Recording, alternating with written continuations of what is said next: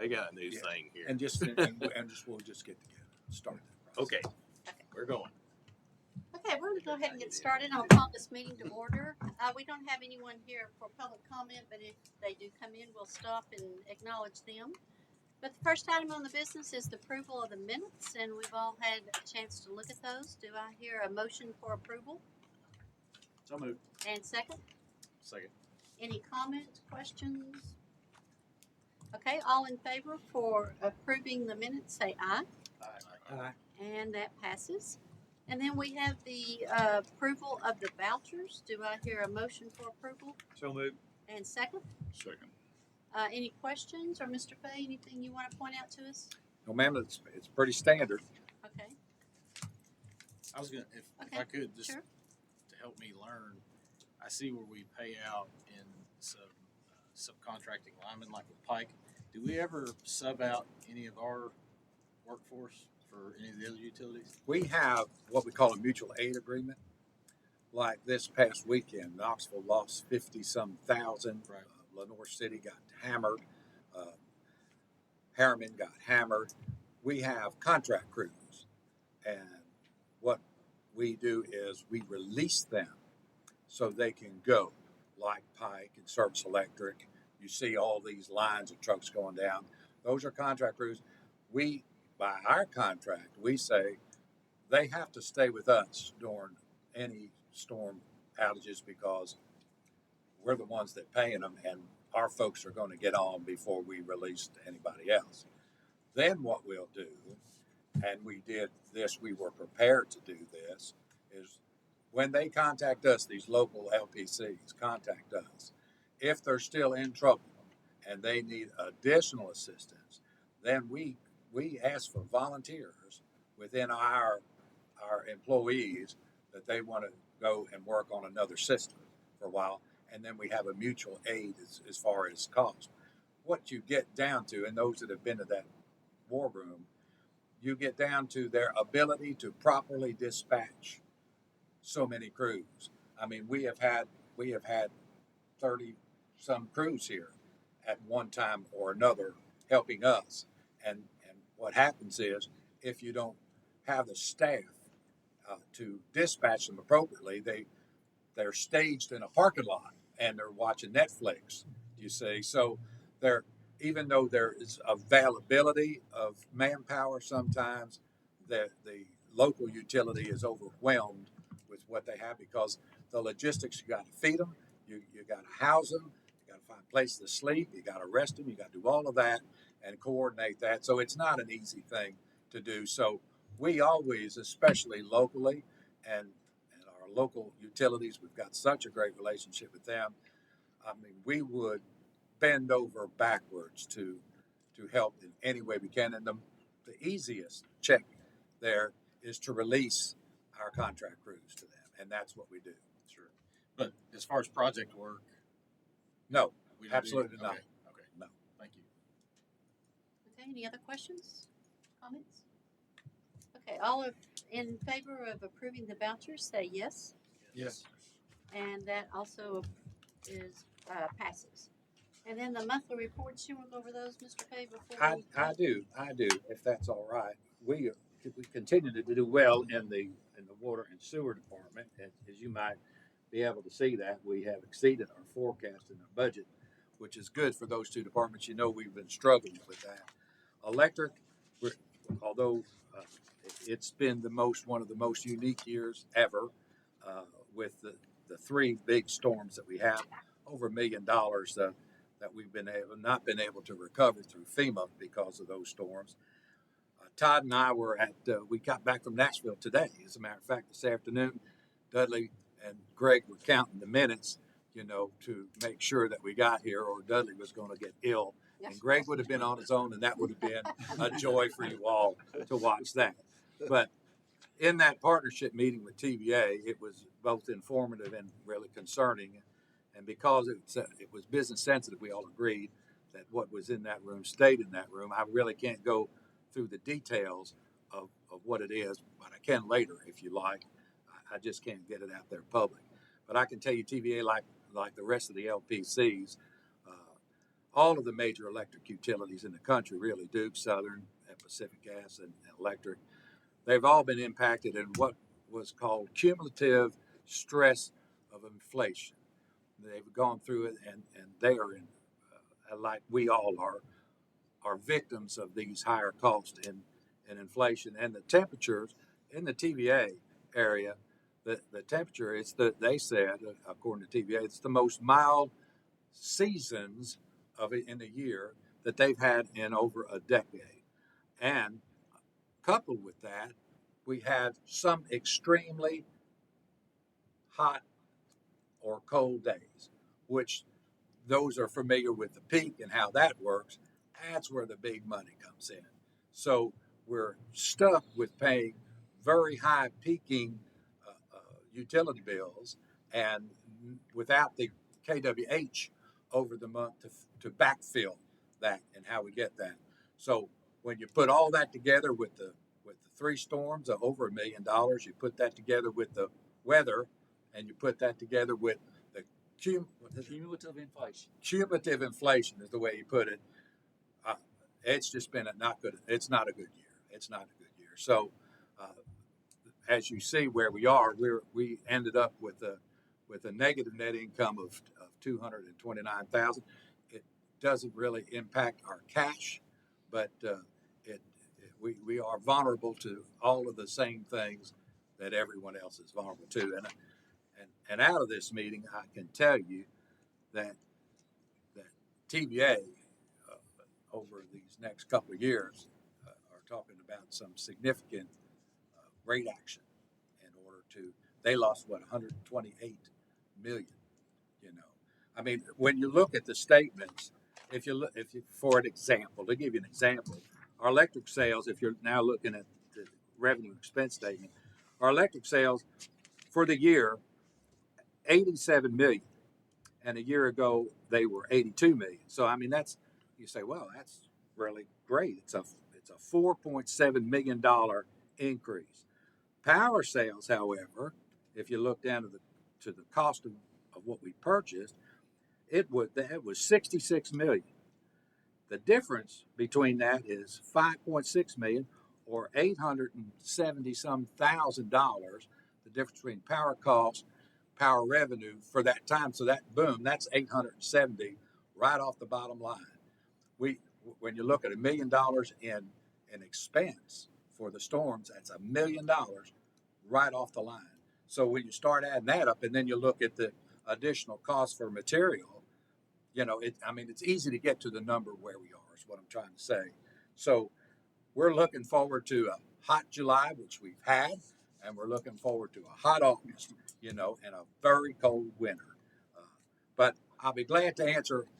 Dudley, is there anything additional you want to say other than really good job, Greg? That was a really good job, Greg. There you go. But I will add one thing. This admin and gen expense. Last year you see a credit of $481,000, and this year you see a debit of $448,000. Of course, that's $900,000 swing right there, and that is because of year-end entries. And those year-end entries are based on GASB 68, which is pension, and the pension is based on the gains and losses, and then we have to book that, and it goes through all this actuarial. It's unbelievable the complexity of this entry.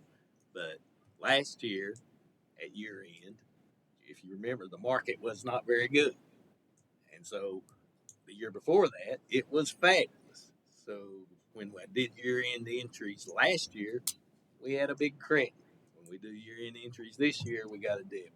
You take a credit versus a debit, and it doubles. So that really hurts too. But other than that, fabulous job. Thank you, Dudley.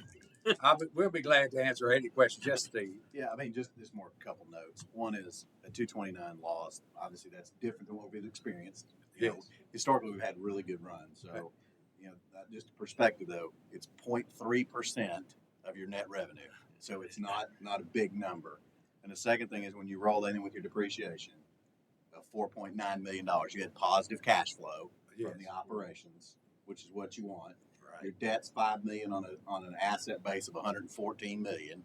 So I mean, the organization is in really good shape because y'all managed it well for all these years that we can handle these kind of issues. I would not want to be sitting on 60 or 70 or $80 million in debt like other utilities and be highly leveraged. And Thank be you. in the same position. That's exactly right.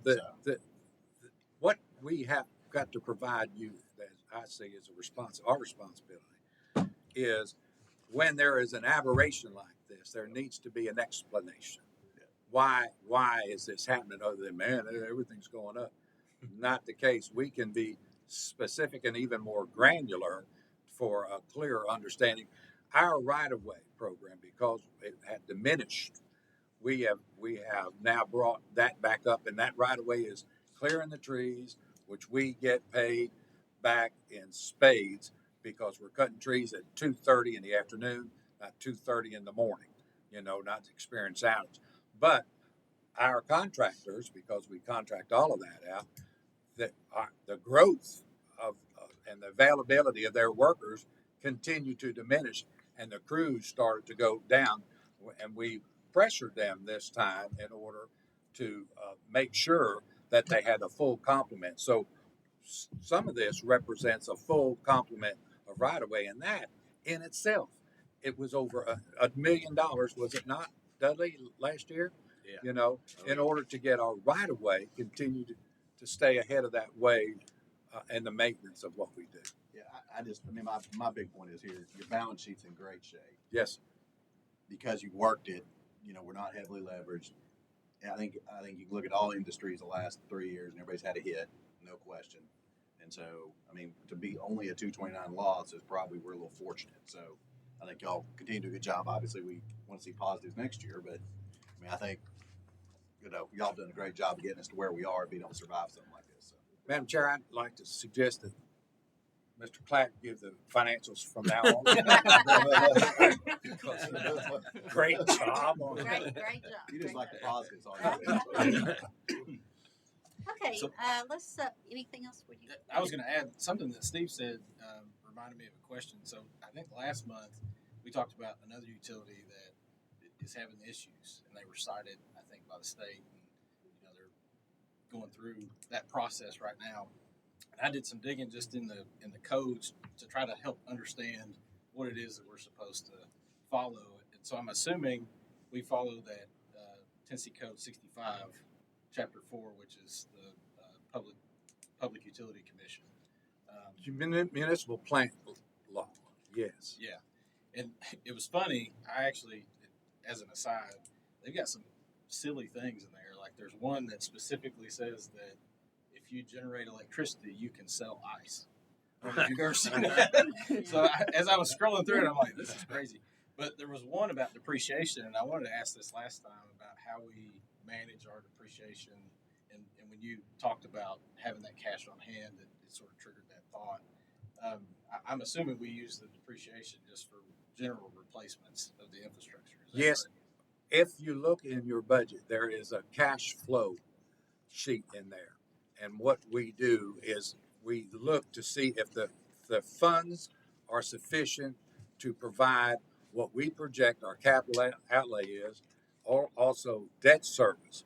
Do we have sufficient funds to operate and to provide the capital assets that we anticipate putting out on the system? And then that would determine whether or not we need to borrow money, assuming that what we recommend for our capital outlay can't be adjusted.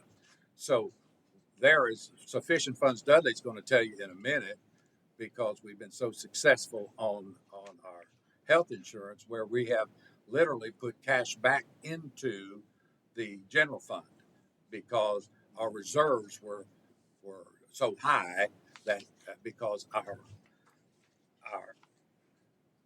expenses have been so controlled that we're now reserving more than what the actual cost is, and over time we generally feed that back into the general fund.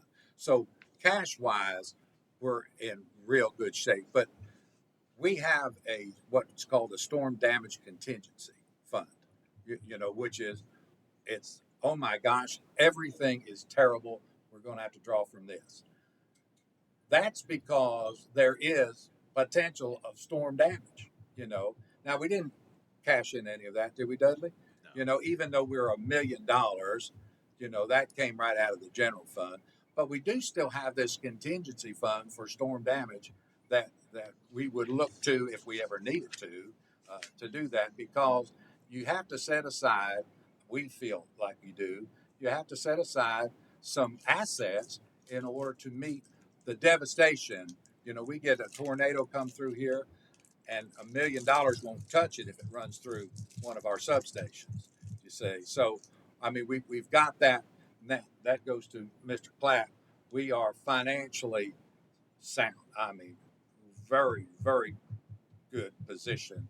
And Steve, as far as you're concerned, on the issue you made with some other utilities, I don't know of another utility that has avoided either already have worked through or in the process or are charged with a TDEC order, an administrative order, which comes to millions of dollars. That not only in penalties, but also in forced capital projects because they have not done, and Cub has never had that. And I don't know of another utility that has avoided that. Yeah, it seems like we are managing our depreciation balance really well here. In order to maintain the system and then provide the new capital projects in order to maintain that level of the system. Thank you for bringing that up.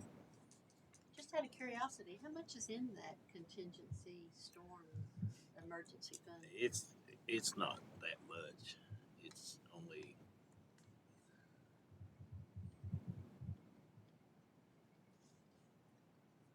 $272,000. That's, But that helps when you need it. yeah, I was just curious. Okay, any other questions about that? Okay, do I hear a motion for approval for the monthly reports? So Second. Second, okay, and all in favor, say aye. Okay, and that passes, and then the project status report, Mr. Fay, will you share your Thank you, information Madam about that? Chair. Good man would have already had pages turned to that, Todd, just so you know. I'm ready now. We're following two work orders in electric, this Forest Street and also the area cable on Chisholm Road. We have discussed these before, and I'll be glad to answer additional questions, but the projects are going very well. They should be completed on time. The one on Crispin Road was approved last month, so we're just starting to do work on that. But I'll be glad to answer any questions you may have on that. I just don't want to belabor something you're already familiar with. Any comments, questions, anything? Okay, we don't need to approve that, we just needed information on that, so that takes us down to approval of purchase orders. Do I hear a motion for approval? So moved. And second? And then any explanation or question? Well, on this fleet quotation that we're talking about, as you can see, we tried to bid at everybody. You have given me authority to approve work orders now up to 100,000, and this all individually, when you take these out, all meet that test. But I bring it to you anyway because it was cumulative, and I would it worked out easily. The timing wasn't an issue, and anything that I see is a little blip, even though I have technically the authority to do that. I'm going to bring to you, and I hope you don't mind. I don't mean to waste your time, but here we've got these four vehicles, five really, if you count the two heavy-duty cabs. All of these have been in the budget, and all of these were bid, and we feel like they're the best possible bid because we cherry-picked a little bit. We were able to save $700, and I know that's not a lot, but we tried very hard to get every dollar that we can. But we're satisfied that these are reasonable costs for the fleet in addition to the fleet. They're all part of our budget, and we recommend authority to go ahead and move on the $308,000 for the purchase of these five vehicles. Okay, any questions or comments from the board? Okay, all in favor of approving the purchase order to buy these 5 vehicles, say yes. Yes. And that is, motion passes. Okay, and then if Mr. Fay, will you share with us the self-funded benefit plan? I would certainly do that. Dudley and I go back years on this as we move to be self-funded here at Cub, and if we tried to do that today, we couldn't because they don't take it for anything less than 200 employees. But we've had this for years. I think it goes back to 1984, if I'm not mistaken, Dudley, or thereabouts, and it's been very successful for us.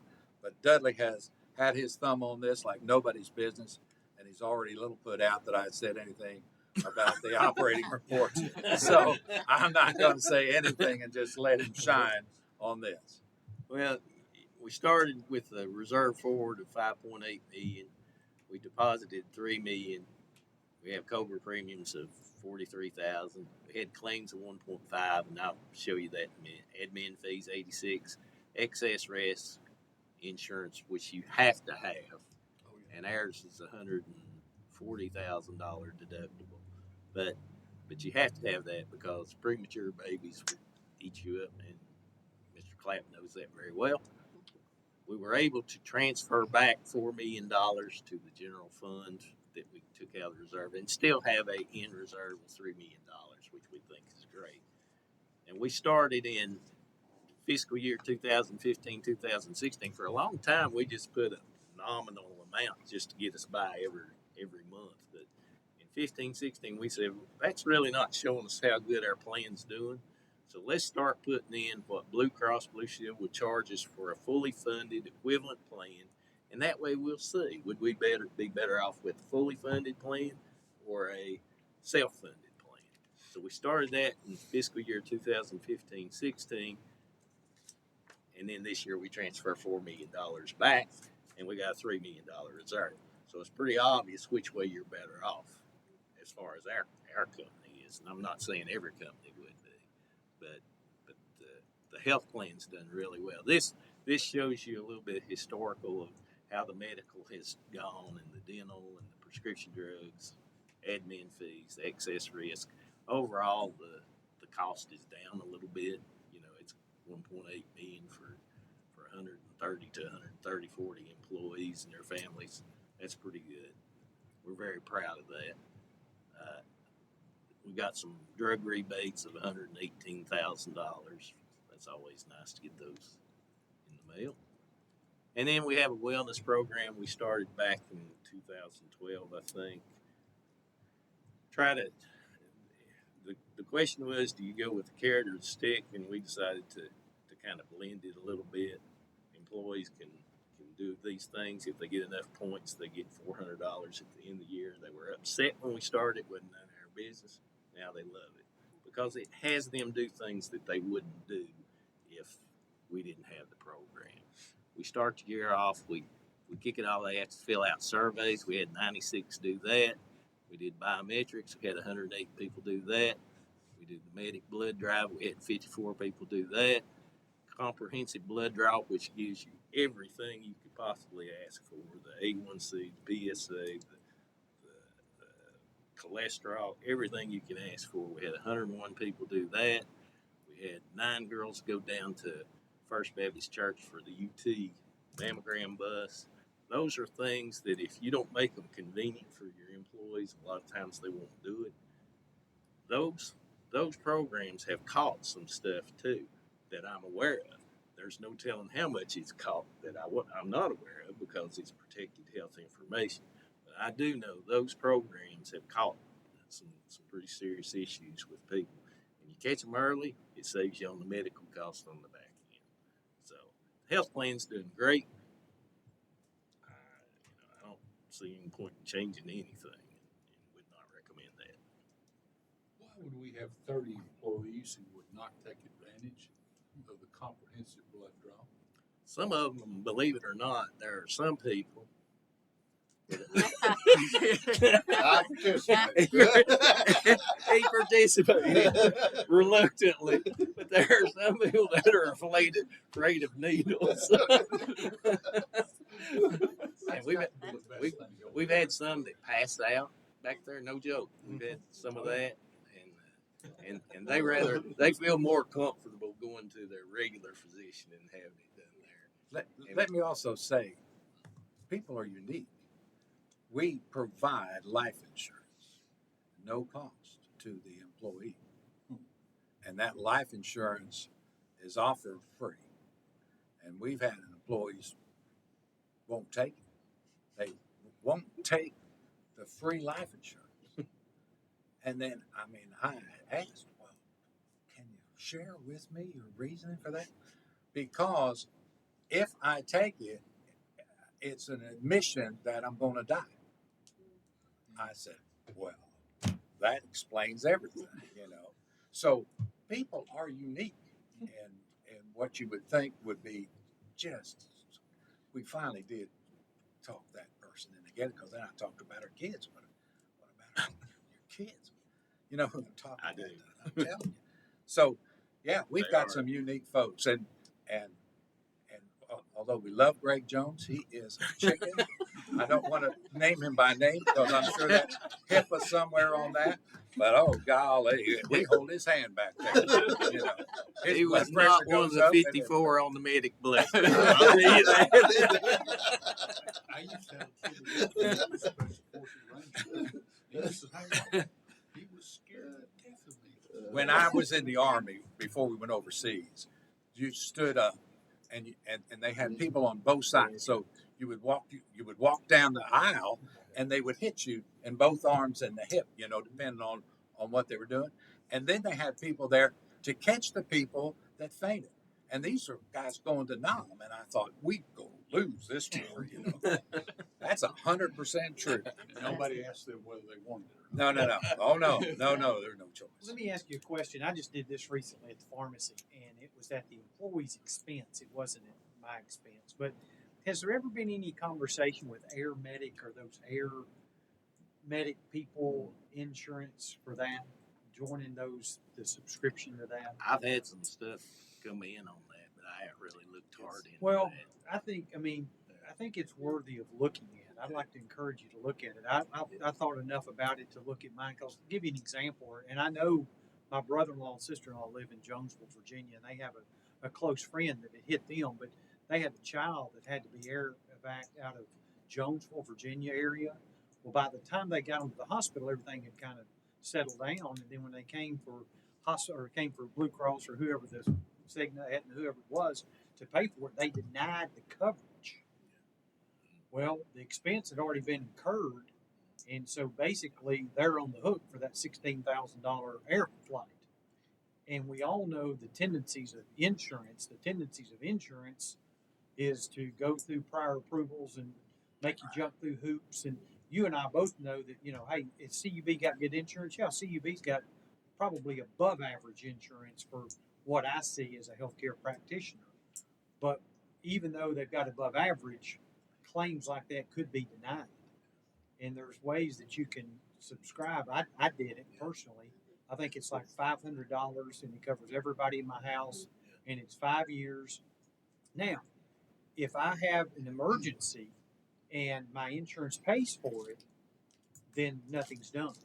But if my insurance denies it, then there's no charge to me. Where we are basically, just to be honest, we're insuring an insurance. And now that's a sad state of affairs, in my opinion, because of the corruptness of the health insurance industry, and I can talk about that for a long time.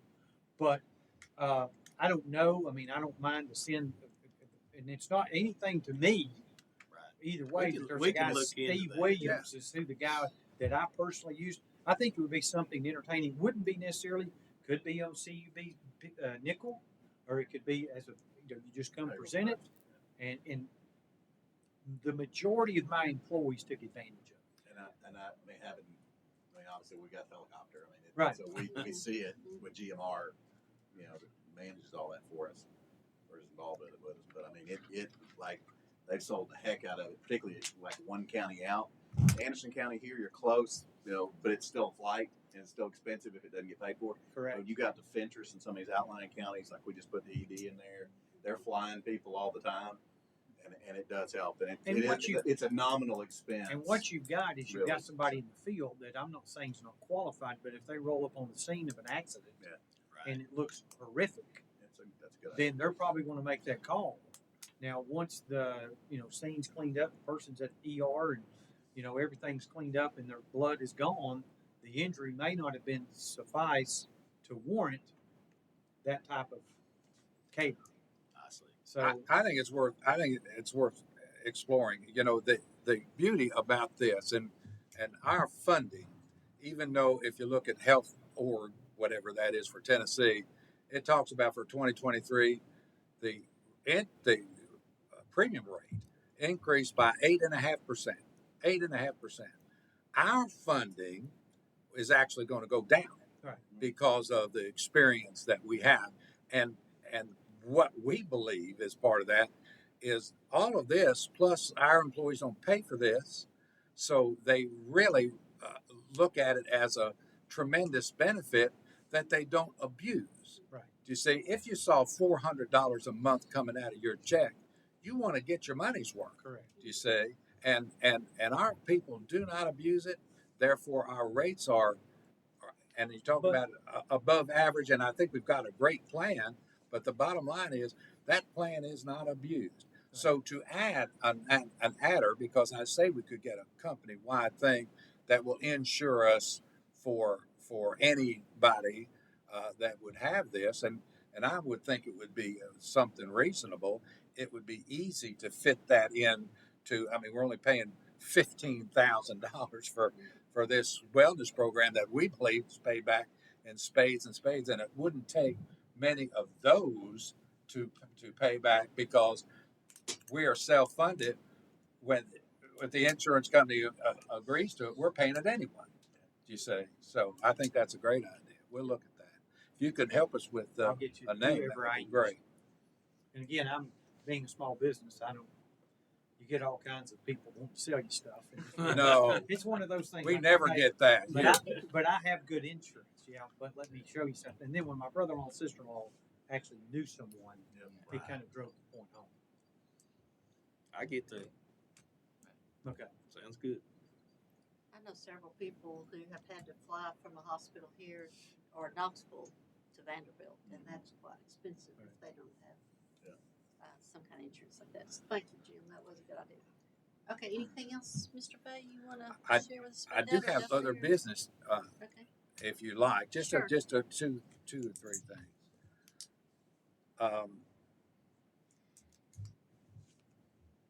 This past Tuesday, and I smile at you, Steve, because you were so encouraging on this, because to get Cub's story out, you've always encouraged all of that. This past Tuesday, Todd and I had the opportunity to share with the Rotary Club areas where CUB excels in the TVA Valley through our FLISR program, our virtual power plant, our dynamic voltage regulation, our low line loss, and how that translates into savings of really over $1 million a year for our electric ratepayers. I told them that we had to justify the high salaries that they pay here at CUB, and it has to be offset by contributions and savings made to the ratepayers. We also provide comparisons of our water and sewer rates and policies that provide developers and our ratepayers the lowest rates in the region, unquestionably. And we were received very well. And at the end, both Todd and I had a demand that we become members of the Rotary Club. So I'm thinking that we're stuck in They're that. looking for next year's president. Right. Really, they're really good people, and we were received, and it went over well. And what I did is I just took a lot of these presentations that I laid on you all and tried to distill that down into something that would be interesting, and I thought it was, and it went very well.